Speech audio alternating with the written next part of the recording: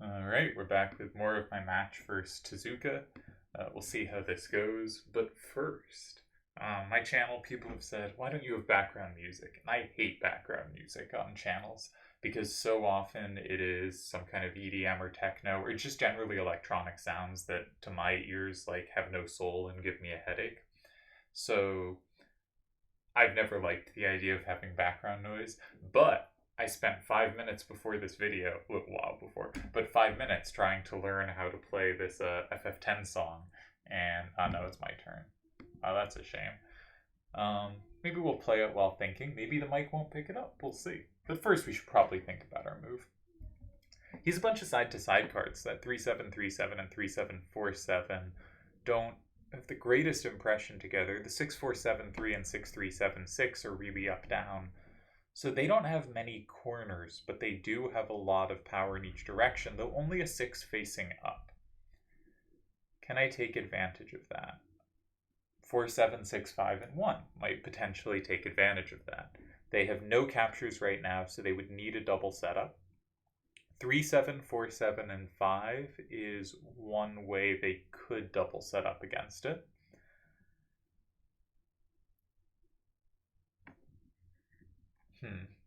I think that's pretty decent for them.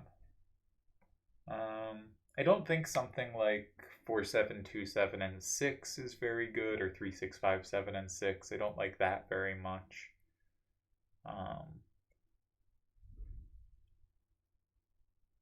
Maybe instead I should say I have play against a bunch of numbers they have. What if we started with something like 4, 7, 6, 5, and 3 rather than 1? Now then they could take with 6, 7, 3, 5. So maybe like 3, 6, 5, 7 in 1. I still have a real threat of 4, 7, 6, 5, and 2, which they can't really touch.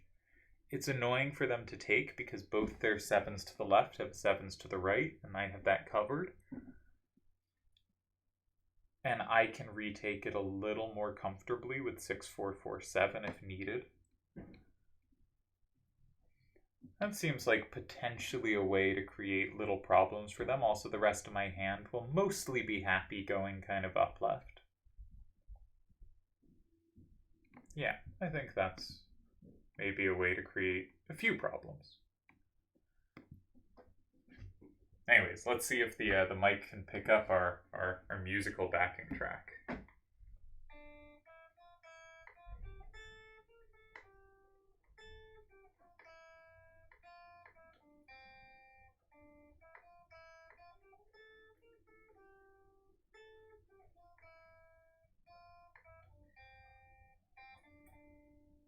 So hopefully that will now throw away all criticism that this channel doesn't have sufficient music in the background.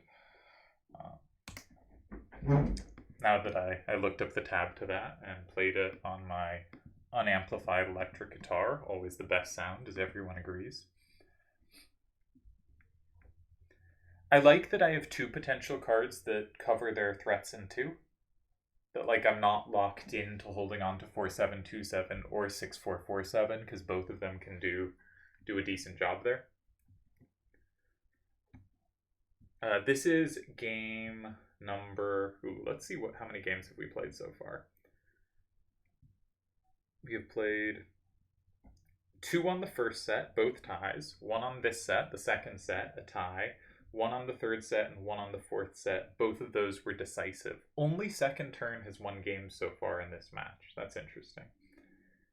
So we're at 6 games so far. This is game number 7.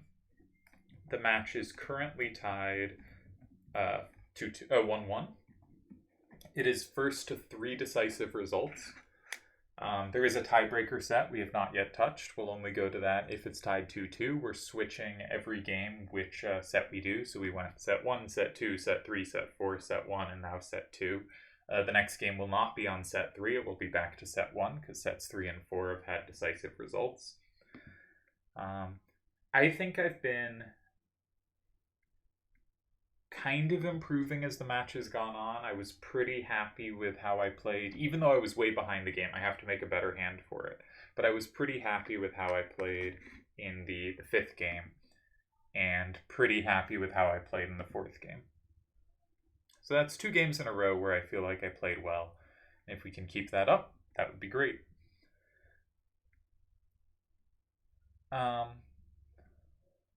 One potential problem with my starter that I really should have considered is, can they just play 6-3, 4-7, and 4?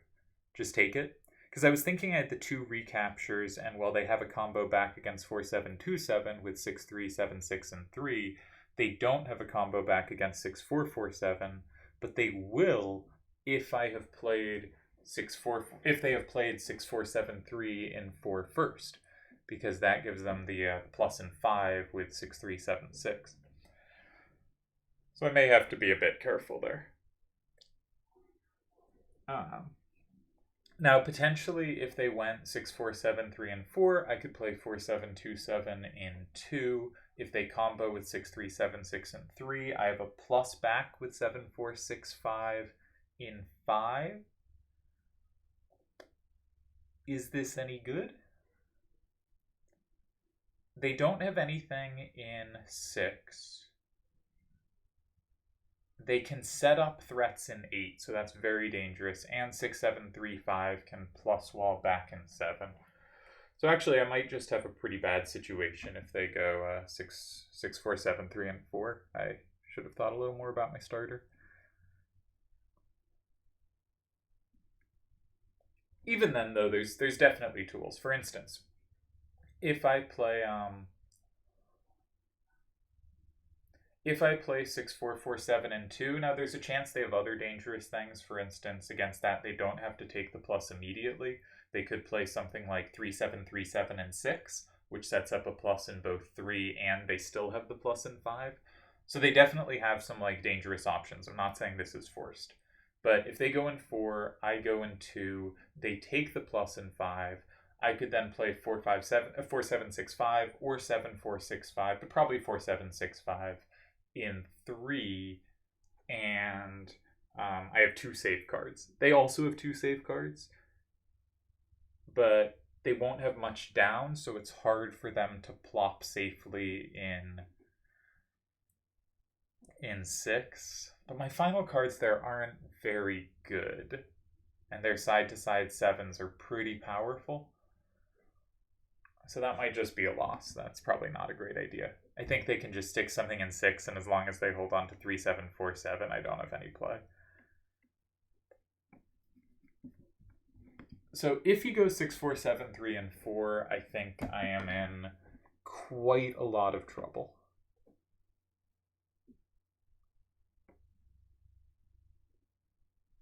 Do I have a big setup in 8? I don't think so.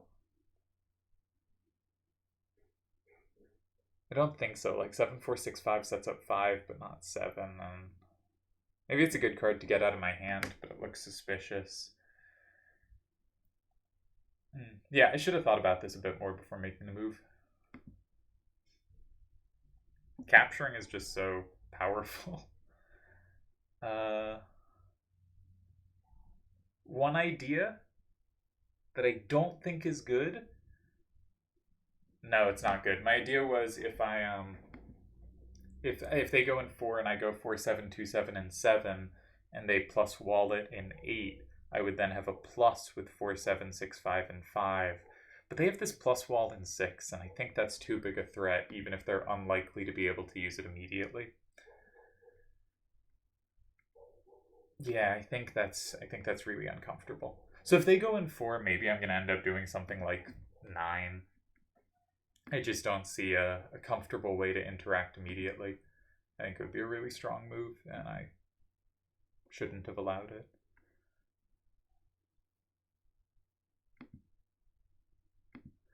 Luckily for me, at least hopefully, they have picked up another card. Now, last time they picked up a different card, it was played a way I didn't expect. It was very good. So this may be the case again. Here, however, I feel comfortable seeing this move. couple ideas. 6, 4, 4, 7, and 6. What if we just take? We give up a plus wall to 6, 3, 7, 6, and 3, but we have a plus and 2 in return. And that looks very good for me to my eyes. And so it is hard for them to immediately attack it. They also could play 6, 4, 7, 3 in 3, but this is, I think, a net favorable exchange for me because it is difficult for me to take the card in 9 from 8. So if it's already flipped to me, that's just fundamentally kind of helpful. Now, I don't have many cards that can go in 2. I probably have to use 4, 7, 2, 7, and 2 at that point, and that's a little uncomfortable. Maybe that's not great. Another idea was just 4, 7, 6, 5, and 4 was kind of my threat, right? If they didn't attack it immediately, that is something I can potentially go at them with because that card is safe to their hand. Now, I was worried about putting it in 1 because I thought they would have 5 setups in reply, but now that moves to 8. But they used the card that I thought would be one of the key parts of that setup. So it is not necessarily the case they still have a really good setup. They might, but if they use 3, 7, 4, 7, I'm not sure I'm unhappy to see that out of their hand, right? If they go something like 3, 7, 4, 7, and 8, I stick 7, 4, 6, 5 maybe, or maybe 6, 4, 4, 7. I'm not sure. I stick one of those cards in 7. They go 5. They take the plus and 5 with 6, 4, 7, 3. Am I worried about this? They've given up their threat in 2, and they have used their card that can plus wall upward 7. So if I've kept 7, 4, 6, 5, it slots very well in 6. So that can discourage them going in 5. So if I go 4, 7, 6, 5 in 4, I don't think they should play 3, 7, 4, 7, and 8. And if they can't, do they have a good setup? Well, they do have another setup, 6, 7, 3, 5, but then 7 is dead for them. And if 7 is dead for them, I think I should have tools. Where else could they go if I go 8? If they go 7, they could have the point that if my 4, 7, 2, 7 lands in 8, then they get a same in 5. But that same in 5 means they have no threat in 2, and so I might have good play there. That might not be as scary as it could look. And I can also take with 6, 4, 4, 7, and that also gives them something in 5, but again, it might not be too worrisome. So I think 4 looks pretty reasonable. They can, of course, go 6. If they go 2, they have 3, 7, 4, 7 for 2. I probably can't go in 5 because they combo back in 3, and I probably can't go in... I may be able to go in 3, but probably not because they combo back in 5 with 6, 4, 7, 3. But the thing is, my 4, 7, 2, 7 is the combo in both squares, so I can just leave it alone because I have both squares with the same card. So I think 4, 7, 6, 5, and 4 is pretty strong here.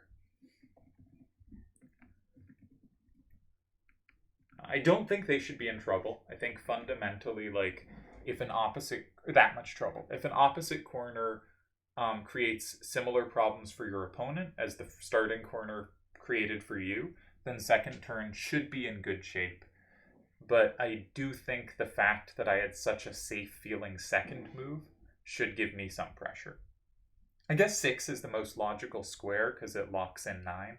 I personally always find it scary to make moves in 6. Other people are better at them. I have not handled them all that well myself, particularly because I think they give a lot of room to do different things, right? If my opponent goes in 6, maybe I go in 2 and I can make a pair of the squares 1 and 5, and if I have a card that's good for those pairs, that can be really strong. Maybe it just concedes safety in 3, and if you don't have a reply in 2, that can be really strong.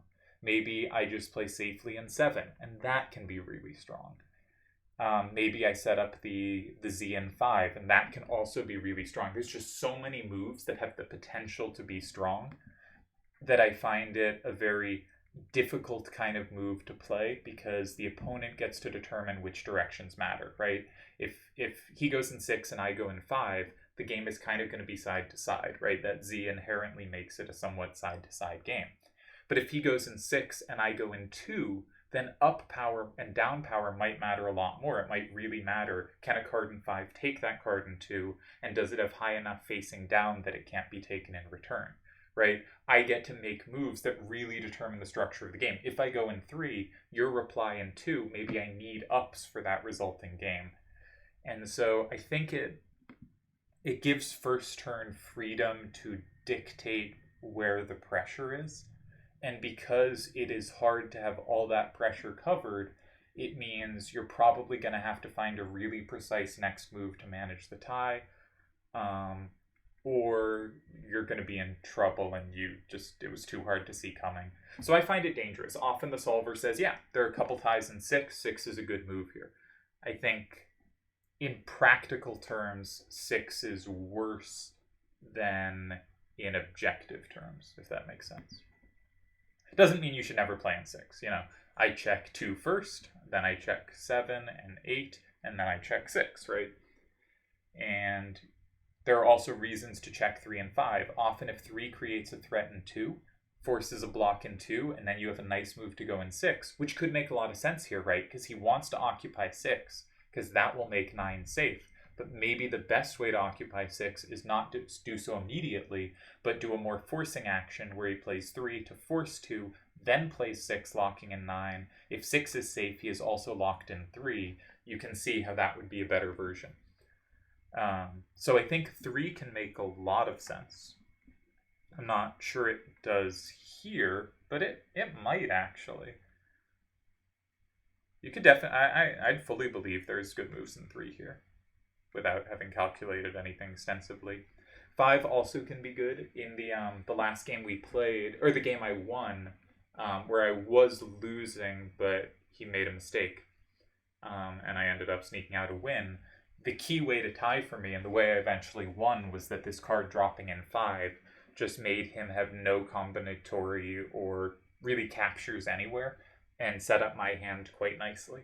And finding a way to occupy 5 simply because 5 is the most pivotal square on the board, finding a way to do so usefully can be impactful. But I also find 5 gives up a lot of ground, right? It gives up a free move in 2, locking in 1. It can allow the Z in 6. It can allow safety in 7, locking in 4, right? 5 can be a really difficult move, I think, to make in practice. So that's all the squares. Fundamentally, it's a setup where kind of everything can be played. This is why I think in a vacuum, opposite corners to corner starters are kind of the best move. They give the least immediate ground, and because moves in every square after can make sense, they give a lot of room to outplay an opponent. So I think they are good in a couple ways. Looking at some of Delial's games from last year when I was checking games more extensively, there were a bunch of games where he just had bad hands. And actually, I sort of did this in the game I won here, where you have a bad hand, you play some opposite corner, and the game has so many options. You have room to outplay, and Delial won a bunch of games because he played really well after that from the complex positions created by an opposite corner. On the other hand, that means if you were playing against Delial and you were significantly weaker than Delial, do you want to go with an opposite corner play? Because it's going to give a lot more room for someone to outplay the other player, right? So I do think it somewhat depends how effective it's going to be on what you think your relative strength is to your opponent. And it's kind of a move. Triple Triad is a very short game, right? It's 9 moves a game. The last move is force, so it's really 8 moves. But almost everyone is not making mistakes on move 8 onward. So it's really kind of a 7-move game. One person plays 4 moves, one player's play 3. At higher levels, it becomes a 5-move game, maybe a 6-move game, 5 or 6-move game, say. And you could say, like, Nimloth for Stock Evil, maybe that's like a 3 or 4-move game, right? Depending on who's playing and what form it's in. But it's just got very few actual moves in it, but there's a lot of possibility within those moves, and it leads to quite complex games, and it's kind of remarkable that a game that has so few moves in it can have so much skill to it. Though, interestingly, the less skill one has at the game, the more moves there are to it. But that's going to happen in everything, right? Like, as you learn more opening theory, if you play chess, the less moves you're making because the more have become automated. So, did I have a point here? Am I just babbling? Yeah, so I think some moves, like captures, can often force the action. So he does go in 6. And hopefully I can find a way to attack. I'm going to try to stop what I'm saying so I can focus this turn, because I think this is very much the critical move of the game. And if I get this right, I could be in very good shape. Okay. If I put a 7 to the left in 3, it is safe. If I keep 4-7-2-7 in my hand while doing so, then I can same their capture in 2 of 1. So if I play 6-4-4-7 in 3, then everything I have on board, I think, cannot be touched. However, if they play in 2 with a 7 facing down, do I have anything? Because if I play 4-7-2-7 in 5, I take something, but they take back from 8, and my 7-4-6-5 is a dead card. If I start with, say, 4-7-2-7 in 7, they can play with a 7 down in 5, and 7-4-6-5 again isn't doing anything. So I kind of think if I go 3, they can just go 2, and I'm not getting anything. So the next option. 7-4-6-5 in 5, I think, is really appealing because they have... Oh, it gives them the same. If it didn't give them the same, it would be really strong, I think. And maybe it still is. We'll come back to it in a sec.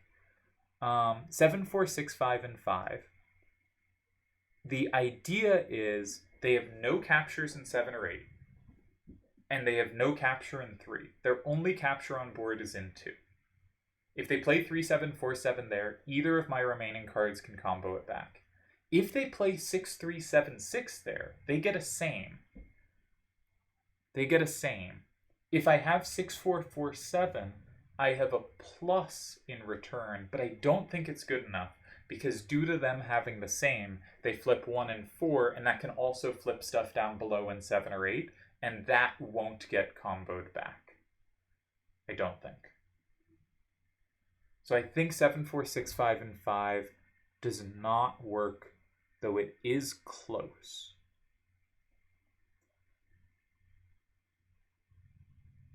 And that's a real shame, because that seems like the kind of move I should be making here.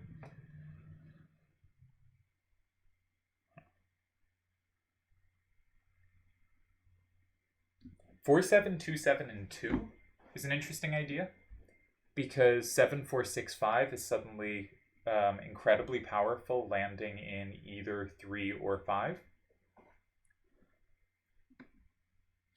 They have a plus in 5, but it gets hit so hard back by 7-4-6-5 and 3. They have a plus wall in 3, but it is hit really hard back by 7-4-6-5 and 5. Finally, 7-4-6-5 can be a useful card. I think this is really strong. If they go in 7, I can just take with 6-4-4-7 and I don't think they have a good play. Like, they can combo that back with 6-3-7-6 and 5, but then when I play 7-4-6-5 and 3 at the end, I crush them. If they start in 8, I think I just play 6-4-4-7 in 7, and 7-4-6-5 again lands in either 3 or 5. I think that's probably winning. They need 3-7-4-7 to land in 5 so that 6-7-3-5 doesn't combo, and their card in 5. But then 3-7-4-7 also needs to capture something when it goes in 5, because 7-4-6-5 in 3 will capture something. I hope I'm making sense here, but I think this is a win. I think 4-7-2-7 and 2. And this was exactly my point about these moves in 6. And I could be wrong that it's a win. I could have missed something here. That happens all the time. But my point here was there's so many options. Like, I was close to a win in 3. I was really close to a win in 5. I think this is a win in 2. And because all rules are on.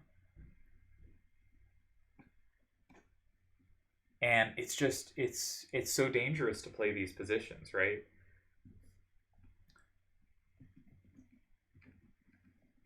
I think so. After that opposite corner play, I'm saying like maybe you do end up in 6, and maybe he ended up in 6 because he took a lot of time considering the other options. But in general, I would have tried to find a move, and you saw in the game the first game I won in this match, that in a similar structure I ended up playing in 7 and was the equivalent of 7. You have to rotate the cards, but I was considering 7 and 8 as my main ideas. And not so much the 6 equivalent. And again, it's not that it's like fundamentally a bad move. It achieves really clear things, right? It locks in his card in 9. That's obviously a thing, but it gives up so many half spaces and or structures, right? It gives up a lock-in 2, it gives up potential safety in 3, potential safety in 7 still exists, a good structure in 5 still exists, a potential lock-in 8.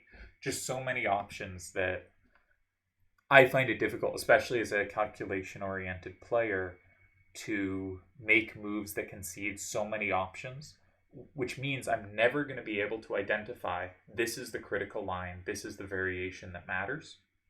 I can try, but at least not never, but I'm not going to be able to do so reliably. And we saw here, like 2 wasn't the first square I looked, but 2 came to mind after I realized my 7-4-6-5 is kind of dead, and I looked at 3 and 5 first, and then I was going to look at 2 anyway, and I saw I can make my 7-4-6-5 play well. And I do think this is a win. I do think this is a win. I could be missing something, but it feels winning. I'm never fussed about like when I make my 5th move once I've made it, making sure I've calculated correctly with 4 moves to go, because they're going to make a move and then it's going to get much easier to calculate, and we'll just see if I'm right next turn. And I'm never going to, in a 7-minute game, I'm going to be able to calculate 3 moves left correctly. So I just not too fussed about calculating at this point.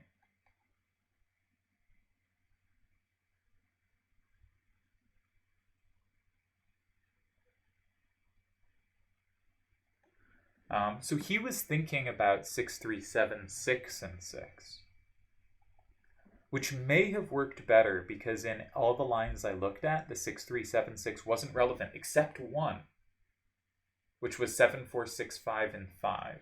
But if he still has 6-7-3-5 in his hand, then maybe that gets the same in 8, and maybe he's fine. Maybe he still has a key same on my card in 5, and that is enough. And I think that is enough here. So, yeah, 6-3-7-6 and 6 might have worked.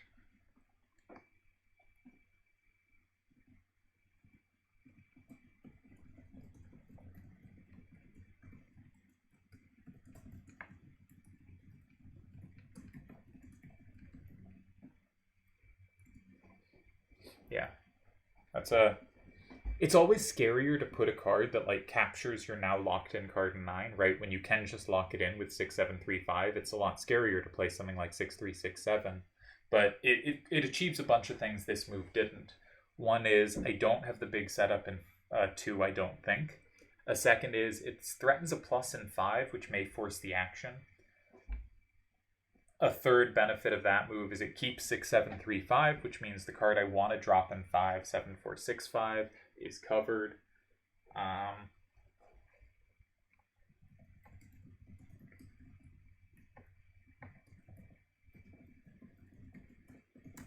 So that does look like it could have been a really good move, and maybe one that would have put the pressure on me to find something, rather than here where I'm clearly the one pressing.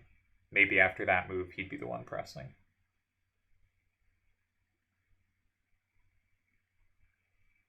I'm not sure.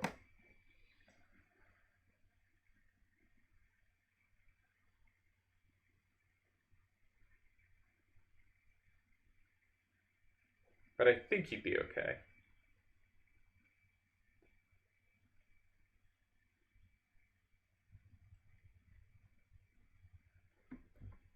Yeah, I think that's a really strong idea. It would have been a much better way to handle 6. And as I just said, like, maybe I would have been under pressure after that. 6 is not inherently bad. I just find it not very practical. Here it made a lot of logical sense, of course, because the card 9 is safe to 8.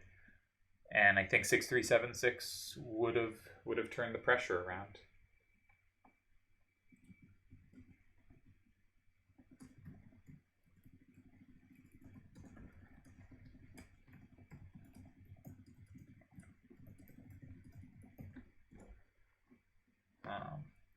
I think that would have been complex. I just don't have good ways to use 7-4-6-5. That's just fundamentally the issue. That I couldn't find use for that card.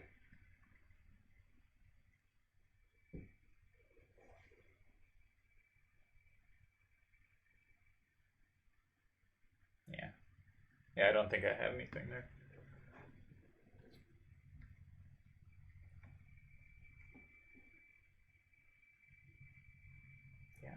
So what seems to have happened is he started considering 6 pretty late and didn't have time to differentiate between them. And I think that's very reasonable because I too would have started considering 6 quite late in my thought process, as I've made very clear, I hope.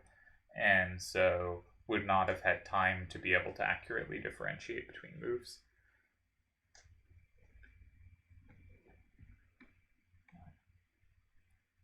So unless he pulls out a miracle here, it looks like we're going to take a 2-1 lead. I think having handled this game really well. I'm quite pleased with how I handled this game. Bad starter, I think. Well, I do have the game recorded, luckily, so... oh, I can screenshot it on the other screen. Can do that. He has picked up a card, but we'll screenshot it, and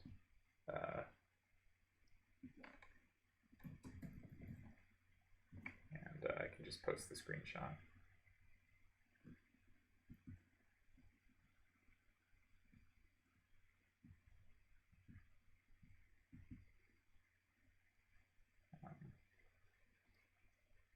Give me a moment.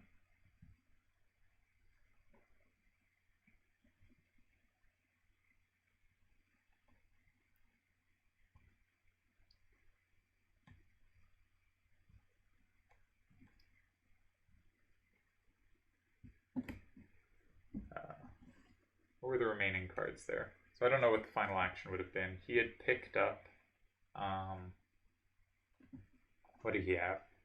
He had 3-7-4-7, 6-4-7-3, and 6-3-7-6, of course. So he had picked up 6-3-7-6, presumably to play somewhere. So the final hands were 3-6-5-7, 4-7-6-5, 4-7-2-7, 7-4-6-5, 6-4-4-7, first 3-7-3-7, 6-7-3-5, 6-3-7-6, 3-7-4-7, 6-4-7-3. And his clock jumped from 30 seconds to 0, as is easy to have happen because if you're not reloading regularly, sometimes the clock goes wrong. So it happens. I just accidentally closed Discord, so I'm reopening that. And yeah.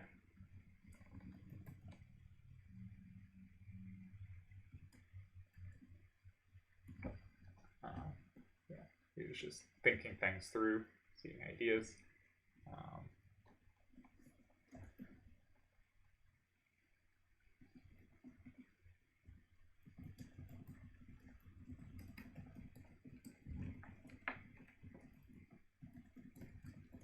May as well check it with the solver.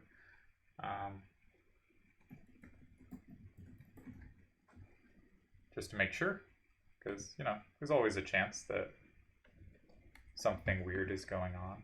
But if so, we'll look real foolish, actually.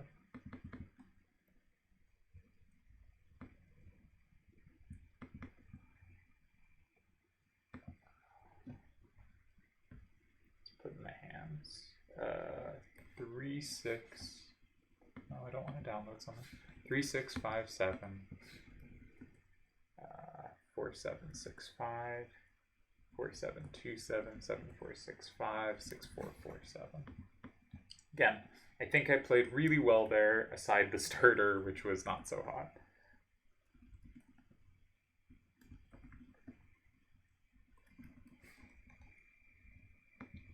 Which actually means, given that I, made 3 moves, that maybe I didn't play so well.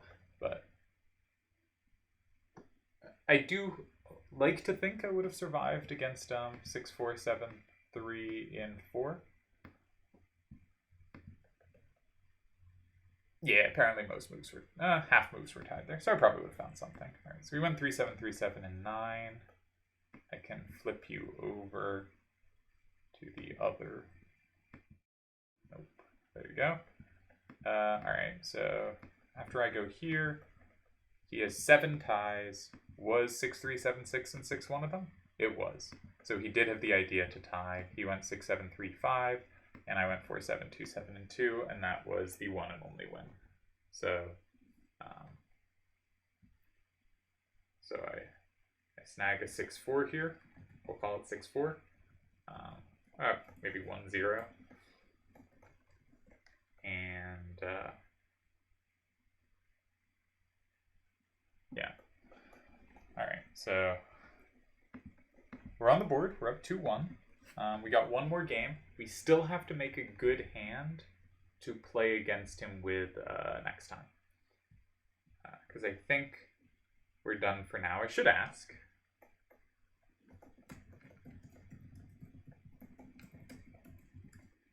But still need to work out a hand for his rule set because I've not been doing well on it. His hands have been strong. And my hands have been poor, and he had played it well.